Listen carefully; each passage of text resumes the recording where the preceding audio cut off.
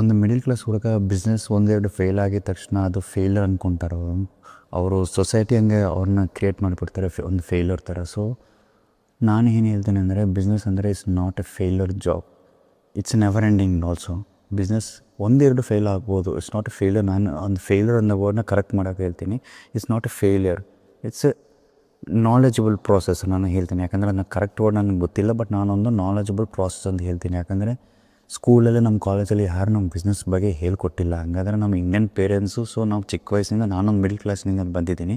So ಚಿಕ್ಕ ವಯಸ್ಸಿಂದ ನಮ್ಮ ಪೇರೆಂಟ್ಸು ಫೈನಾನ್ಷಿಯಲಿ ಯಾವ ಥರ ಬಿಸ್ನೆಸ್ ಯಾವ ಥರ ಮಾಡಬೇಕಂತ ನಮ್ಗೆ ಹಿಂಗೆ ಹೇಳ್ಕೊಟ್ಟಿಲ್ಲ.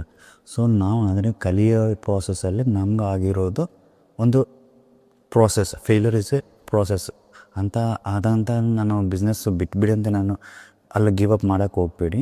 ಬಿಸ್ನೆಸ್ ಸ್ಟಾರ್ಟ್ ಮಾಡಿ, ರನ್ ಮಾಡಿ. ನಾನು ತುಂಬ ಬಿಸ್ನೆಸ್ಸಸ್ ನನಗೆ ಗೊತ್ತಿರುತ್ತೆ ಒಂದು 5-6 ಬಿಸ್ನೆಸ್ ಆದರೂ ನಾನು ಲಾಸ್ ಮಾಡಿದ್ದೀನಿ.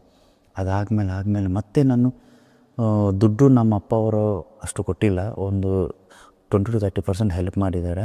ಆ 20-30% ನಾನು ನೆಟ್ವರ್ಕ್ ಬಿಲ್ಡ್ ಮಾಡಿಕೊಂಡು ನಾನು ಥರ ಬಿಸ್ನೆಸ್ ಮಾಡಬೇಕು ಆ ಥರ ಬಿಸ್ನೆಸ್ ಮಾಡಿದೆ. ಇವಾಗ ನಾನು ಸಕ್ಸಸ್ಫುಲ್ ಇದೆ ಬಿಸ್ನೆಸ್.